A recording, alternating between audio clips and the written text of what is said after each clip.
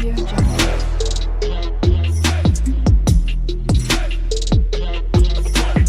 Audio Jungle. Hi friends, welcome to Eliza study point. आज आम political science honours रो core 8 रे थिबा यूनिट 1 रो वेलफेयर स्टेट आलोचना करुथिले। आज आम तार आउ किछि आलोचना करिबा जाकि सामाजिक मंगल प्रशासन से वेलफेयर स्टेट भितर आसुची जनमंगल राष्ट्र मध्य। जो मैंने पूर्व क्लास गुड़ी को देखी ना से सर्वप्रथम देखी नियंतु।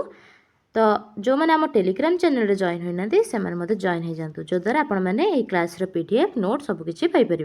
तो चलते आरंभ करवा आज क्लास सामाजिक मंगल प्रशासन।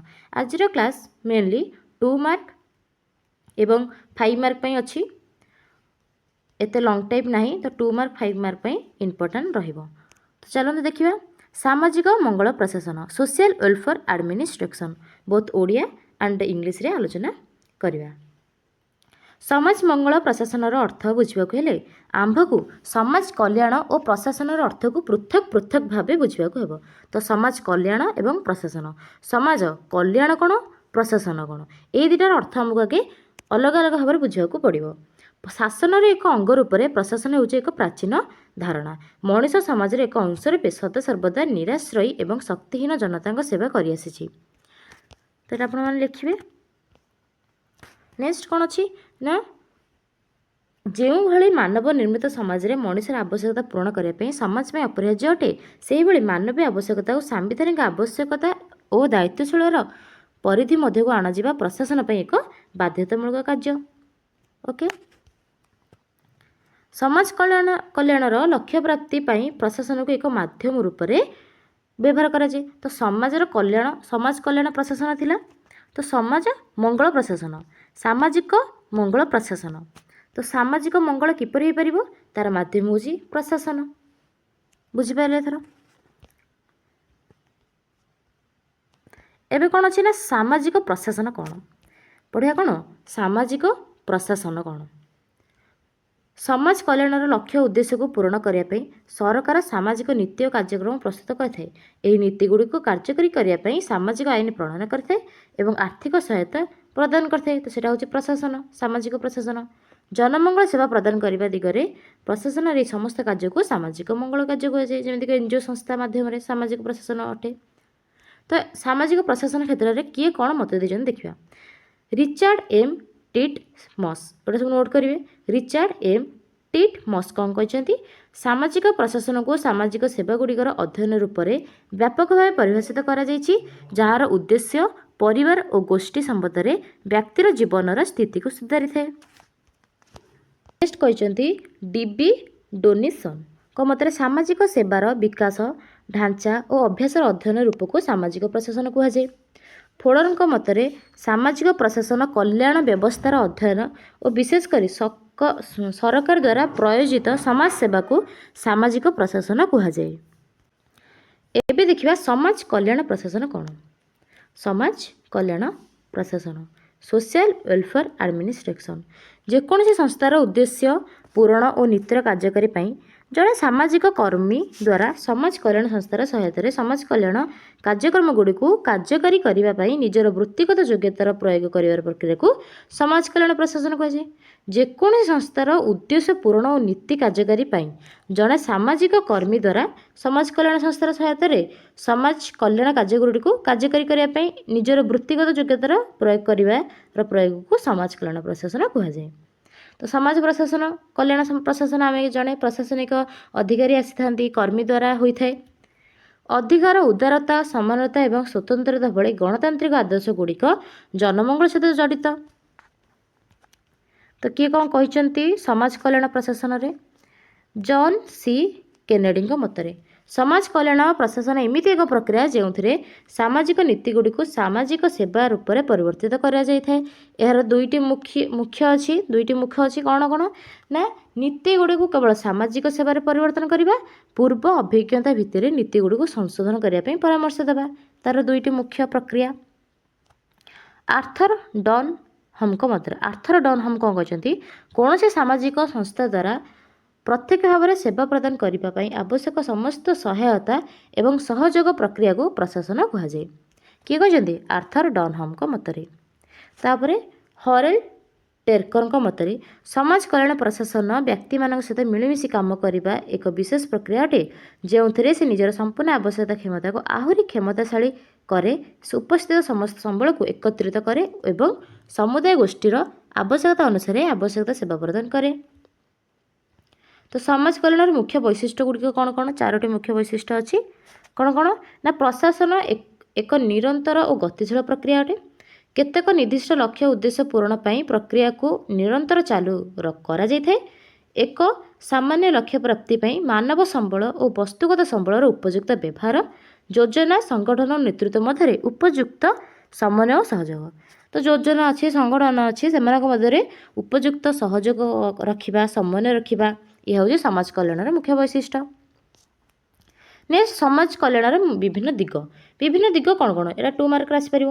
ସମାଜ ସେବା, ପ୍ରଥମ ଦିଗ କ'ଣ? ନା ସମାଜ ସେବା, ସୋସିଆଲ ସର୍ଭିସ କରିବା, ଅସହାୟକୁ ସହାୟତା କରିବା ହେଉଛି ସମାଜ ସେବା। ତାପରେ ହେଉଛି ସମାଜ କଲ୍ୟାଣ ସେବା, ସମାଜର କଲ୍ୟାଣ କରିବା। ତାର ସମାଜ ସର୍ବସାଧାରଣ ଲୋକମାନଙ୍କୁ ପ୍ରଦାନ କରୁଥିବା ସେବାକୁ ସମାଜ ସେବା କୁହାଯାଏ। କିନ୍ତୁ ସମାଜର ନିମ୍ନବର୍ଗ, ଦଳିତ, ଅବହେଳିତ, ନିଷ୍ପେଷିତ, ବୃଦ୍ଧ, ଅକର୍ମଣ୍ୟ, ଦିବ୍ୟାଙ୍ଗ ଆଦିକୁ ପ୍ରଦାନ କରାଯାଉଥିବା ସେବାକୁ ସମାଜ କଲ୍ୟାଣ ସେବା କୁହାଯାଏ। ସମାଜର ସର୍ବସାଧାରଣ ଲୋକମାନଙ୍କୁ ପ୍ରଦାନ କରୁଥିବା ସେବାକୁ ଆମେ କ'ଣ କହିବା? ସମାଜ ସେବା। କିନ୍ତୁ ସମାଜ କଲ୍ୟାଣ ସେବା କାହାକୁ କହିବା? ନା ଅବହେଳିତ, ନିଷ୍ପେଷିତ ସେମାନଙ୍କୁ ସେବା କରିବା ହେଉଛି ସମାଜ କଲ୍ୟାଣ ସେବା, ସମାଜର କଲ୍ୟାଣ କରିବା। ନେକ୍ସଟ, ସାମାଜିକ ନିରାପତ୍ତା ବା ସୁରକ୍ଷା, ନିରାପତ୍ତା ରହିବ, ସୁରକ୍ଷା ରହିବ ଜନମଙ୍ଗଳ ରାଷ୍ଟ୍ରରେ। ନେକ୍ସଟ, ସମାଜ କାର୍ଯ୍ୟ, ଏହା ଗୋଟେ 2 ମାର୍କ ଆସିପାରିବ। ସମାଜ କାର୍ଯ୍ୟ କ'ଣ? ସୋସିଆଲ ୱାର୍କ କ'ଣ? ଗୋଷ୍ଠୀ, ସମୁଦାୟ, ସଂସ୍ଥା କିମ୍ବା ବ୍ୟକ୍ତି ପ୍ରଚେଷ୍ଟା ଦ୍ୱାରା ବ୍ୟକ୍ତିର ଜୀବନ ସ୍ତରରେ ଉନ୍ନତି ଆଣିବାକୁ ସମାଜ କାର୍ଯ୍ୟ କୁହାଯାଏ।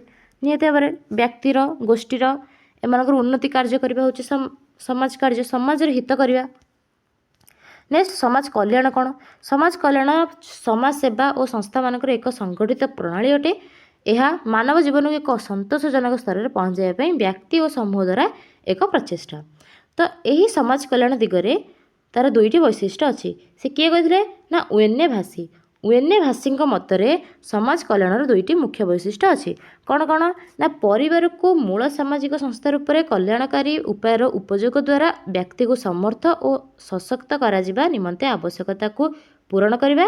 ନେକ୍ସଟ, ବ୍ୟକ୍ତିକୁ ସଶକ୍ତ କରାଯିବାର ଆଶାରେ ତାର ଜୀବନ ସ୍ଥିତିର ସମାଧାନ ପାଇଁ ବ୍ୟକ୍ତିର କ୍ଷମତାରେ ବୃଦ୍ଧି ଆଣିବା ଏବଂ ସକ୍ଷମ କରିବା। ତ ଏଇଟା 2ଟି ତାର ମୁଖ୍ୟ ବୈଶିଷ୍ଟ୍ୟ। ତାର ଦେଖନ୍ତୁ ସମାଜ କଲ୍ୟାଣ କ'ଣ? ନା ସମାଜ କଲ୍ୟାଣ ସେବାରେ ଶିଶୁ, ମହିଳା, ବୃଦ୍ଧ, ଅନୁସୂଚିତ ଜାତି, ଜନଜାତି ସମୂହ ଉନ୍ନତି ଲାଭ କରିଥାନ୍ତି। ତ ଏତିକି ଥିଲା କ'ଣ? ନା ସମାଜ କଲ୍ୟାଣ। 5 ମାର୍କ ଆସିପାରିବ। ତାପରେ ଦେଖିବା ଏବେ ସାମାଜିକ ମଙ୍ଗଳ କ'ଣ? ସାମାଜିକ କଲ୍ୟାଣର ଦୃଷ୍ଟିକୋଣ କ'ଣ? ତାର ବିଭିନ୍ନ ଦୃଷ୍ଟିକୋଣ ଥାଏ। ତ ପଢ଼ିଦେବା ଏବେ କ'ଣ କ'ଣ ତାର ଦୃଷ୍ଟିକୋଣ। ପ୍ରଥମେ ହେଲା ଅବଶିଷ୍ଟ ଦୃଷ୍ଟିକୋଣ। ସମାଜର ଶୂନ୍ୟସ୍ଥାନ ପୂରଣ କରିବାରେ ସମାଜ କଲ୍ୟାଣର ଭୂମିକାକୁ ଅବଶିଷ୍ଟ ଦୃଷ୍ଟିକୋଣ ବିବେଚନା କରାଯାଏ। ସମାଜର ଶୂନ୍ୟସ୍ଥାନ ପୂରଣ କରିବାରେ ଯାହା ଆମକୁ ଭୂମିକା ନେଇଥାଏ ତାକୁ ଆମେ କ'ଣ କହିବା? ଅବଶିଷ୍ଟ ଦୃଷ୍ଟିକୋଣ। ନେକ୍ସଟ, ପାରିବାରିକ ଦୃଷ୍ଟିକୋଣ। ପାରିବାରିକ ଦୃଷ୍ଟିକୋଣ କ'ଣ?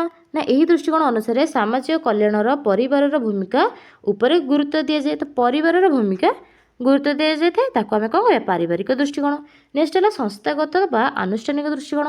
ଏହି ଦୃଷ୍ଟିକୋଣ ଅନୁସାରେ ସମାଜ କଲ୍ୟାଣ କାର୍ଯ୍ୟକୁ ପୂରଣ କରିବା ପାଇଁ ଲୋକଙ୍କୁ ସାହାଯ୍ୟ କରିବାରେ ଶିଳ୍ପ ସମାଜର ଔଚିତ୍ୟ ଏବଂ ବୈଧ କାର୍ଯ୍ୟକୁ ସ୍ୱୀକାର କରାଯାଇଥାଏ। ଶିଳ୍ପ କାର୍ଯ୍ୟରେ ଏଇଟା ସଂସ୍ଥାଗତ ଆନୁଷ୍ଠାନିକ ଦୃଷ୍ଟିକୋଣ ମାନେ ଶିଳ୍ପ, ଶିଳ୍ପାୟନ ଏହିସବୁ। ରାଷ୍ଟ୍ର ନିୟନ୍ତ୍ରଣ ଦୃଷ୍ଟିକୋଣ। ରାଷ୍ଟ୍ର ନିୟନ୍ତ୍ରଣ ଦୃଷ୍ଟିକୋଣ, ଏହି ଦୃଷ୍ଟିକୋଣ ଅନୁସାରେ ଜନମଙ୍ଗଳ ବ୍ୟବସ୍ଥା ସମ୍ପୂର୍ଣ୍ଣ ରୂପେ ରାଷ୍ଟ୍ର ଦ୍ୱାରା ନିୟନ୍ତ୍ରିତ ହୋଇଥାଏ। ତ ରାଷ୍ଟ୍ର ନିୟନ୍ତ୍ରଣ ଦୃଷ୍ଟିକୋଣ କ'ଣ? ନା ରାଷ୍ଟ୍ର ଦ୍ୱାରା ନିୟନ୍ତ୍ରିତ ହୋଇଥାଏ ଜନମଙ୍ଗଳ ବ୍ୟବସ୍ଥା ଗୁଡ଼ିକ। ତ ଏତିକି ଥିଲା ଓଡ଼ିଆରେ ଆଜିର କ୍ଲାସ୍, ସାମାଜିକ ମଙ୍ଗଳ କଲ୍ୟାଣ ଦୃଷ୍ଟିକୋଣ। ନେକ୍ସଟ କ୍ଲାସ୍ରେ ଆମେ ପଢ଼ିବା ଭାରତରେ ସାମାଜିକ କଲ୍ୟାଣ କ'ଣ। ଭାରତରେ ଆମର କ'ଣ? Welfare state. ୱେଲଫେୟାର ଷ୍ଟେଟ୍ ଆମର କହନ୍ତି ଭାରତକୁ। ତ ଭାରତରେ କ'ଣ ସବୁ ଅଛି, ତାର ନୀତି ନିୟମ ଅଛି, ଆମେ ସେଟାକୁ ପଢ଼ିବା ନେକ୍ସଟ କ୍ଲାସ୍ରେ। ଚାଲନ୍ତୁ ଏବେ ପଢ଼ିବା ଇଂଲିଶ ମିଡ଼ିୟମ୍ ପାଇଁ। ଯେଉଁମାନଙ୍କର ଇଂଲିଶରେ ଅଛି ସେମାନେ ମଧ୍ୟ ଦେଖିନିଅନ୍ତୁ। Direct principle of state policy and welfare state, ଏ ପୂର୍ବରୁ ଆମେ ଯାହା ପଢ଼ିଛନ୍ତି ସେଗୁଡ଼ା ଆପଣମାନେ ଦେଖିଛନ୍ତି। ତ ଏବେ ଯାହା ଅଛି ଦେଖନ୍ତୁ। ତ DPSP ଜାଣିଛନ୍ତି, ରାଷ୍ଟ୍ରୀୟ ନିର୍ଦ୍ଦେଶମୂଳକ ନୀତି, direct principle of state policy. ସେଇଟାରେ କ'ଣ ଜନମଙ୍ଗଳ ରାଷ୍ଟ୍ର ଭିତରେ କ'ଣ ତାର ଦେଇଛନ୍ତି ସୂଚନା ତାକୁ ଦେଖନ୍ତୁ। The direct principles of state policy is guidelines to the central and state government of India to be kept in mind while farming laws and policies. तो direct principle of state policy social work पे होता है। तीनोटी तार नीति थाए गांधी नीति उदारवाद समाजवादी नीति। तो से गुड़ आलोचना कराई देखि नियंतु part IV of constitution of India provide होइछि ना नहीं तो एगुड़ देखि दियंतु। It is by inactive direct principles of state policy in part IV of the constitution that we endeavor to create a welfare state. तो वेलफेयर स्टेट को आम केमती क्रिएट करवा direct principle of state policy रे कौन आलोचना कराई से लिखाई। तो direct principle of state policy रे कौन कौन सब अच्छी वेलफेयर स्टेट विषय रे ता ये आलोचना कराई। The state shall in particular direct its policy towards securing. तो एगुड़ा सब तार तो एगुड़ा पॉइंट बाय पॉइंट अपन लिखिए। तार implementation of direct principle of state policy तार कौन इम्प्लीमेंशन अच्छी डायरेक्ट प्रिंसिपल DPSP रो। तो एगुड़ा सब कौन कौन केबे कौन होता से सब लिखाई। Sarva Shiksha Abhiyan a massive programme of the central government being implemented in all the states of India. तो एगुड़ा सब होती कौन कौन हो पंचायतर व्यवस्था हो कि 2005 रे कौन होता इंडियन पार्लियामेंट ये सब आलोचना कराई। तो DPSP विषय पढ़ी पार निहाती भाव में पढ़ो English medium DPSP Odia medium भी पढ़ो इंग्लीश मीडियम सब तो एका क्वेश्चन खाली क्वेश्चन उभय बोथ ओडिया एंड इंग्लीश आसे कि सिलेक्शन क्वेश्चन समस्त सेम। तो DPSP विषय निहाती भाव में आसो जनमंगल राष्ट्र आपण मैंने यहाँ 5 मार्क कि 2 मार्क आसो ये लंग टाइम आसपार ना। तो ये आज class both English and Odia रे। नेक्स्ट क्लास आम पढ़ा भारत इंडिया रे कौन सब वेलफेयर स्टेट लिखाई से विषय आम पढ़ा। देखा नेक्स्ट क्लास रे। रही जय जगन्नाथ।